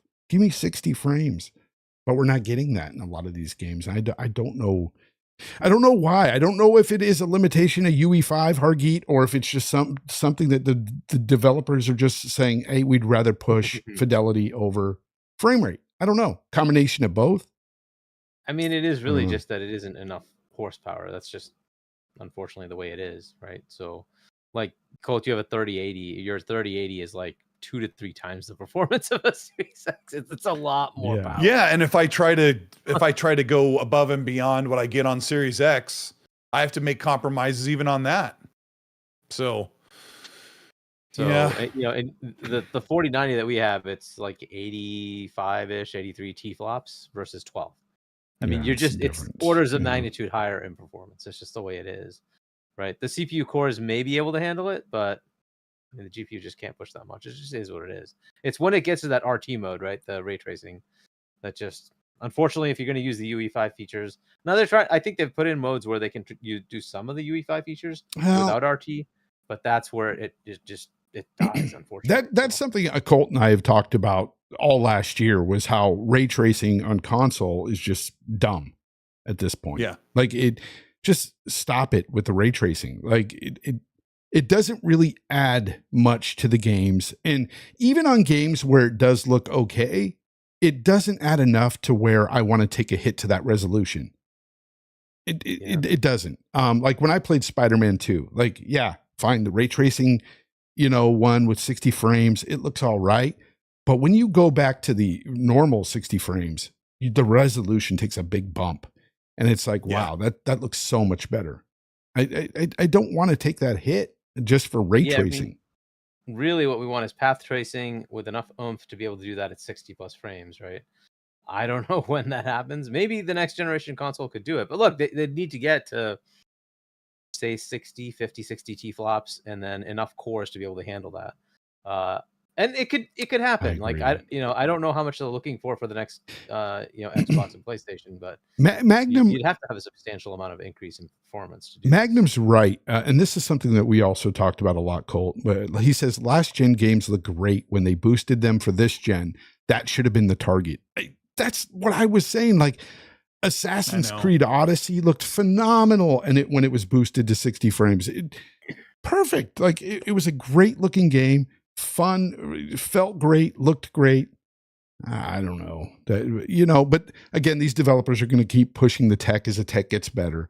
I understand fidelity is one of those things where casuals are like really wowed by it. It's like the graphics is the first thing that gets you. Even for me, like, the graphics gets me right away, But then when you start seeing that 30 frames choppiness, when you're looking around the environment, you're like, oh, there it is. That's the problem right there. Yeah. I mean, I'm the one who doesn't care about graphic fidelity, right? So I'm happier with games that even have 360 gen graphics. They were fine for me. Give me my game in a couple of years. I'm much happier than freaking waiting 6 years because every scene has to look perfect and every tree has to have branches and leaves that are perfect and every watermelon has to explode the right way. I don't care. Like, just give me the game. Yeah. Yeah. It sucks. But it is what it is. Face 23 BKNY. Thank you for the 1999 super chat. He says Dragon's Dogma 2 does not run on Unreal Engine 5. It runs on an updated RE engine and 30 FPS. Is a rumor. PS5 Pro can't come soon enough, he says. I will not be buying a Pro model of the PlayStation. I'm sorry. They're not going to get my money on a second What's console. the point? Those this games gen. come to PC anyways, and you've got Yeah, way but more even power if than PC. okay, so for instance, if PlayStation or no, I won't even say PlayStation. Looking at the situation with Grand Theft Auto 6, that goes to console first. It's going to be 30 frames, most likely. I'm going to play it. I'm not going to limit myself to not playing it. I'll I'm definitely going to play it, but then I will probably end up double dipping later for sure. But I will definitely play it day one. And if there's a game like Wolverine, I'll play it day one. I can't not play it. Thanks for that super chat. But yeah, I'm still looking forward to Dragon's Dogma though, too, because I'm really enjoying the game now. I'm looking at Eurogamer Digital Foundry's analysis of Resident Evil 4, which runs in the RE engine, and they said it's still, their words are, the performance and frame rate on PS5 and Series X is still below expectations and suffers. Even Capcom doesn't untangle the mess of visual options here for frame rate problems that plague the game's fastest running configurations. So even RE8, which is beautiful, one of the most beautiful engines, is still going to be taxing a Series X and a PS5. That's why he says the Pro can't come soon enough, because it'll even out a lot of those frame rates that are dipping. Face 23 again with the super chat. Thank you. But he says, FOnz, sell your PS5 already. Why would I sell it when I just told you that I would play a game like Wolverine day one on it? Like that doesn't make any sense, sir. But again, I'm not hating on any of these consoles. I'm just disappointed with PlayStation 5's library this generation. And there's nothing wrong with having an opinion on that. I wish people would understand that not everybody is console warring when they have an opinion on these consoles. It's just something that I feel. These sequels have not been up to snuff for me. I don't think they're great. And their remasters are just stupid. Remastering a 3-year-old game is stupid. It's the dumbest thing ever. It's the stupidest thing. You saw the Digital Foundry video, The Last of Us 2. There wasn't much difference there. Why did they do it? Oh, let me see. Money. That's why they did it. They wanted your extra $10. It's stupid. Again, it's one of those things we've been talking about a lot, Hargeet. Sony is looking at ways to get more revenue out of people because their business model is not sustainable, people. Their AAA game exclusivity is not sustainable. So what are they doing? Remastering everything. Now you're getting Until Fucking Dawn remaster. Who asked for that? Who asked for that nonsense? I don't know. It's excuse my language, but I'm just tired of the remasters. Yeah, but look, you're gonna expect more of that from them because, besides like a handful of games, their games really don't sell that well, and we got that from some of the Insomniac leaks as the actual sales numbers for a lot of their games, and right there wasn't, or maybe it was just somebody compiled some information, but the sales numbers were not that good for most of their games. Yeah, and then you got these same people that are talking crap about how Indiana Jones looks. But Indiana Jones looks fun as hell. Indiana Jones is from a studio that makes fun freaking games. Okay. And I just don't get them. I don't get some of these people that love the console war like this. Like, man, Xbox has got some good, compelling games coming. And you guys don't right now. You have Wolverine. That's the only thing we know of right now. Am I saying that Sony can't come up with another game or they're not going to show off anything new that's going to wow me? I'm sure they will. Sony will. But right now, as it stands, they've got nothing. And in 2024, outside of Final Fantasy Remake for me, they ain't got shit. 2024, especially their first party, is dead. Dead. So I don't want to hear any bad talk about Xbox ain't got this or that. You guys ain't got shit for 2024. We can celebrate. It's not your freaking game. It's not first party. Sure, you got to exclusive. Helldivers 2. Guess what? I'm playing Helldivers 2 on my PC. I ain't got to play it on your PlayStation. Yeah. Shut up. Sit down. But why don't you sell your PS5, bro? I'm just kidding. Wolverine. That's why. And Final Fantasy Remake. I love those games. Final Fantasy VII Remake was awesome. I'm definitely playing the next one. But again, it's not first party. Mm-hmm. It's whatever. Right? Yeah. But like, I guess exclusive wise, they have some exclusives, and like for them, it counts if it's third party. For Xbox, it doesn't count if it's third party. Right. Okay. Whatever. Yeah, Face. I'm also playing Final Fantasy VII Rebirth next month. So, hey, we got that in common. And then in March, of course, I got Dragon's Dogma 2, and I'll be spending a lot of time on that game because I've spent a lot of time in the first one already, and I'm not even done with it yet. It's really long. It's really good. Yeah, Wolverine in 2027. I can't wait. Woohoo. Did you get the other super chats? Like Super Mega Graphics? No. If you got them, go ahead and read them, man. All right. Super Mega Graphics 64, $25. Thanks for the super chat. Oh, thank you very much, man. Hey, FOnz, keep up the great work. Always loved your take on stuff in your channel. Game on, dude. Oh, man. That's then we have very nice. Yep. And then Highlander 001, $2. My daughter said the pals are too cute to kill. Spartan 661, $2. Game devs, make a fun game. A story is optional. Yeah. I'm slowly learning that more and more. Like, of course, I know games can be fun without a good narrative, but I've been so trapped into those narrative-based games in the past decade plus that I've not really looked outside the bubble. And another thing that I've learned from this game from Palworld is that I like survival games. I didn't know. I never really played a survival game before in this genre, so I like it.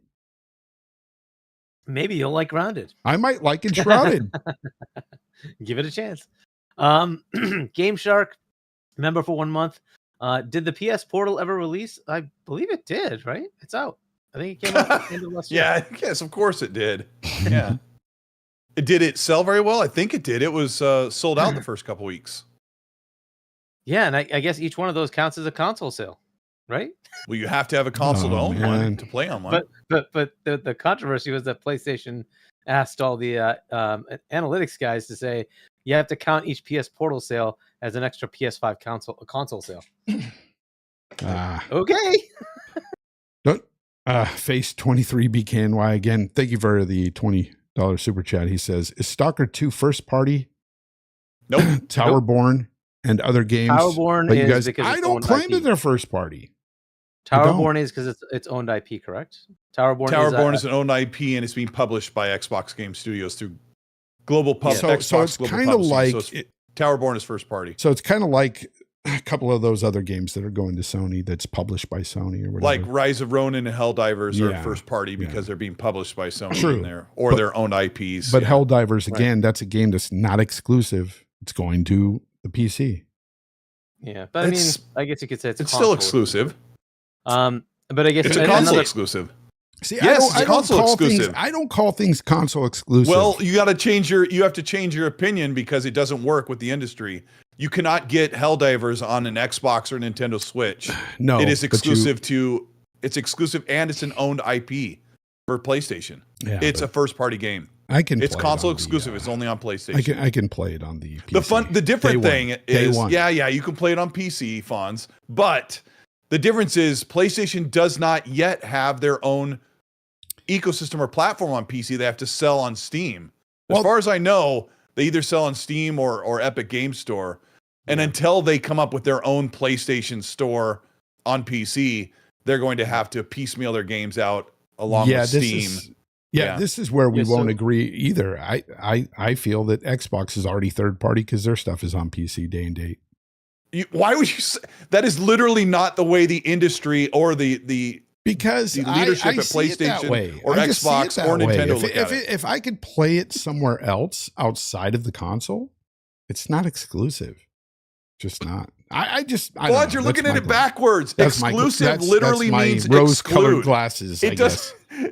The word exclusive literally means exclude, excluding or not admitting. So the literal definition of exclusive is It's partial it is excluding exclusivity. other platforms. Partial exclusivity.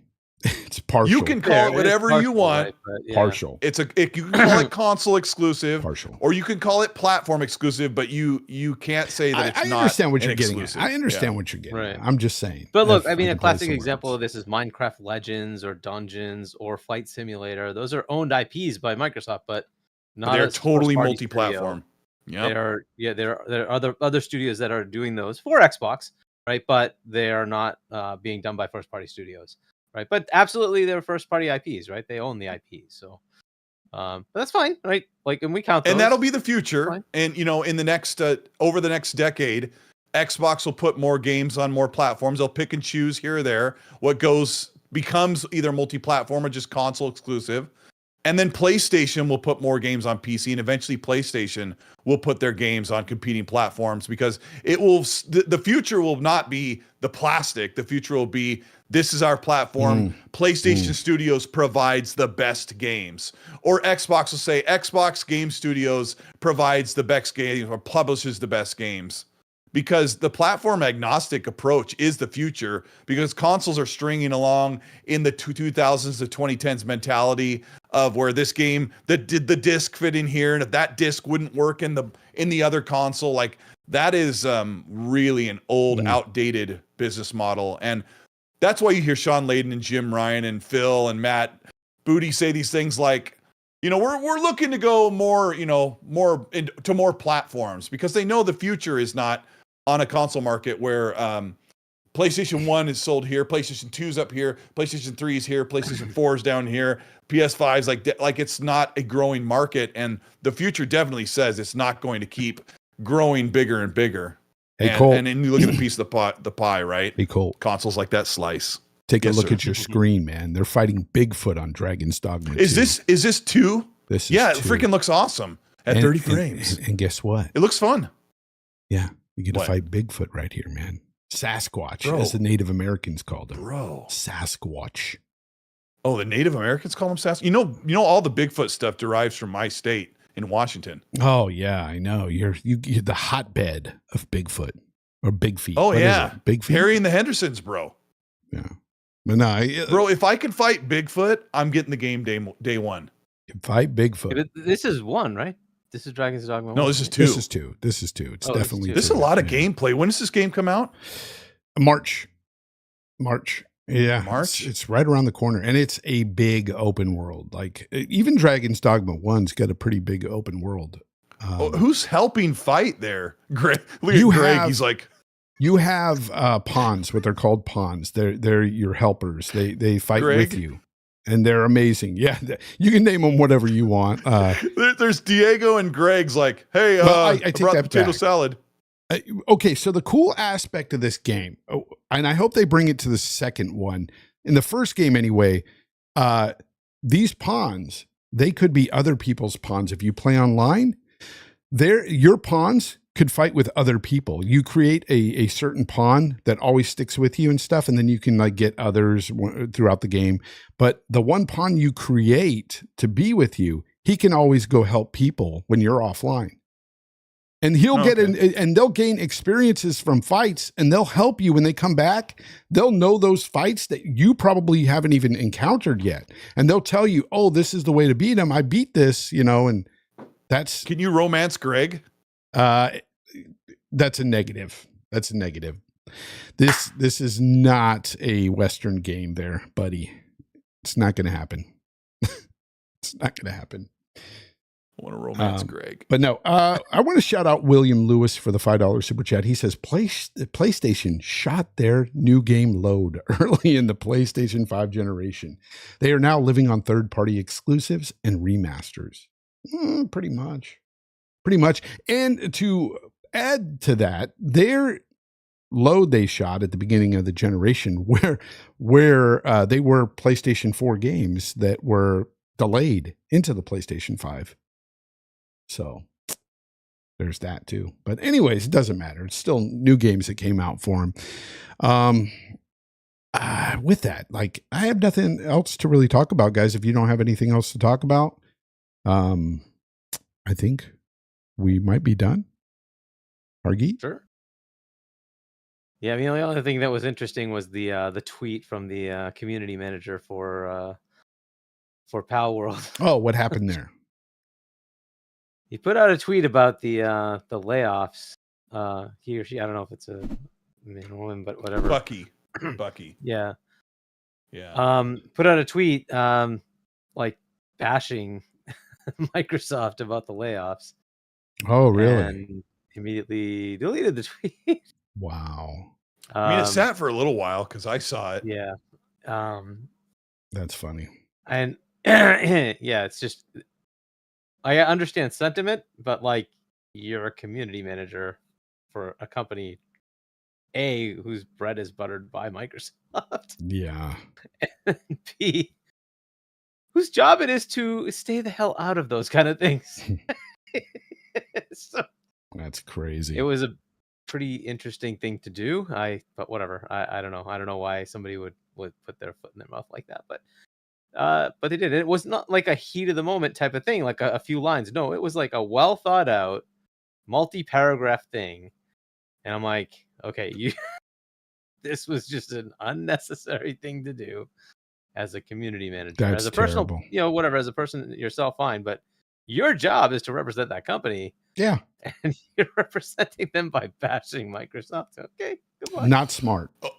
And speaking up on the layoff stuff that week, like, it's a pretty dicey thing to say something. Like, you have to be really careful because no matter which side you think you're on, everyone's going to be upset for or against or in support of, or I mean, that just comes off really bad. Even me saying something like, oh, they claim to be the richest company and they're still doing this. Like, yeah, the criticism is pretty dicey. Community managers have to be super careful when they do that too. Yeah. I mean, it's one thing for one of us to slip up and something. I'm not on social media, but it's okay. Like, you'd say, okay, fine. Some developer slipped up and said something like that. Yeah, we're just. Raymond says that he or she forgot they were on their on the community account instead of the personal one. I don't know, maybe, but I mean, that's why I have just one account and just act one way. That's so bad. Yeah, that's so bad. I don't know. So okay, except for the things that I DM FOnz. Those are different. Yeah, those are definitely different. What do you guys, before we get out of here, 2024, what game are you most looking forward to this year, guys? Colt, of course, starting with you as the guest. Thank you, FOnz. It's probably between Avowed and Star Wars Outlaws are the ones I'm most excited about. Those are my two. Really? I'm looking Star forward Wars to Outlaws. Okay. Yeah, I think it's going to be fun. I think it's going to be fun, but it's not my most anticipated for sure. I mean, it's a weird year for me, FOnz. And last year was kind of weird. There's a lot of big games everyone's excited about that I just didn't enjoy. So I'm looking forward to Avowed, and then Star Wars would be my big multi-plat that I'm looking forward to. I think that's where I'm at. We got to get 2 from Hargeet since I did 2. Yeah, Hargeet. It's probably Yakuza and then maybe Indiana Jones. Oof. But yeah, I mean, Infinite Wealth just came out. It's a 9 something meta, right? 90 meta. So that looks pretty good. So that one hopefully is good. The only thing I have negative to say about that game is the fact that Sega put the New Game Plus behind a paywall. That's just dirty. Well, I mean, whatever. I know, but that's ridiculous. Like, I hate that companies do that now. Like, just that's nickel and diming. Yeah. But yeah, and then Indiana Jones looked really good. Avowed would be a nice, other one. I think hopefully it'll be good. I like what they did with Outer Worlds. So hopefully it'll be something like that. And I've played a little bit. It's Pillars, right? Pillars of Eternity. I played a little bit of those, so I kind of understand the world. So hopefully it'll be good. But yeah, I think it's those two, Yakuza and Avowed. Indiana Jones. Yeah. Oh, Indiana Jones. Oh, yeah. Indiana Jones. Yeah, Indiana Jones. Yeah, it's been Dragon's yeah. Dogma 2 for a while, and also Avowed. Yeah. I'm looking forward to Avowed. I mean, that's another one that Yeah. looks good. There are a couple of good games coming out. Like, yeah, but yeah. But I hope also, I Dragon's mean, Dogma for honorable mention, Indiana Jones. I'm excited, more excited for that now than I Mhm. was before the Gotta show. play that. So, Yeah. That looks good. Yeah. looking forward. I mean, Indiana Jones is like a given for me. Yeah. Obviously. Nostalgia, man. It's a hell of a drug. But there's something when I say I'm excited about Avowed, I'm not quite sure how it's going to be. I'm it's excited because it's Obsidian. I It's a think new for thing. us, it's Yeah, it's for a new us thing. because Obsidian that's our best Fallout game. Like, we love New Vegas so much, you and I, Colt, and they were Oh, yeah. responsible for that. And I could just, and the fact that during the show that one of the developers was talking about choice and consequence, that's exactly what they nailed in New Vegas. And I just think they're going to nail it with Avowed. I just hope so, have a 'cause feeling. Outer Worlds didn't quite have that feeling of choice as much as I hoped for. So. True, but it was an incredible game for what we got with Outer Worlds. I liked it a lot. Thought it was awesome. I just realized after being on the show for 2 hours, you have my video backwards. I didn't even notice till now. Oh, You can was do it? that in OBS. Yeah. Oh. You can right click it in properties and go to horizontal flip or some crap, but that's funny. I just now noticed. Yeah. Yeah. Yeah. Anyway. Yeah. I don't know. Anyways, let's you're me now. Okay, let me get back to the right screen. Yeah, don't mess it up. It's Yeah, I'm not fine. messing it up now. You should have told me before the show. No. I did not should have notice, looked at- but I should have looked at that. Anyways, with that said, I just want to let everybody know that thank you for being here. Like, I want to thank the chat. I want to thank everybody listening after the show. Thank you for being here. Colt, let everybody know where they could find you and give your outro here, I guess. you can find me at Colt Eastwood on Twitter, YouTube, and Instagram, where I post stuff once in a while. Yeah, thank you so much. I don't even know what next week is going to be, but I've got my show, Ecstasy Podcast, among a sea of podcasts in this community that runs on Monday at 5 p.m. Pacific, 8 p.m. Eastern. And That's got a tomorrow. guest- That's tomorrow. Yeah, and should have a guest on. Oh, wow. So that'll be nice to kind of mix it up. Ooh. I haven't been doing that very often. So I'm just going to play a bunch of survival games, Palworld and Enshrouded, and just chill. Nice. Yeah, thanks for having me on. Oh, dude, of course. We're great friends. Hargeet, of course, you can say what you got to say here because, again, co-host. Yeah. Thanks for coming on, Colt. It was great having a third person on, and great chatting it up on stuff we always chat about in party chats anyway. So, yeah, be fun to have you on again. That's and it. yeah, let's Thank you. check this out next week. We'll see what comes up. I don't know. This month has been crazy. I don't know if it It's- slows down or gets worse. Yeah, We'll see. exactly.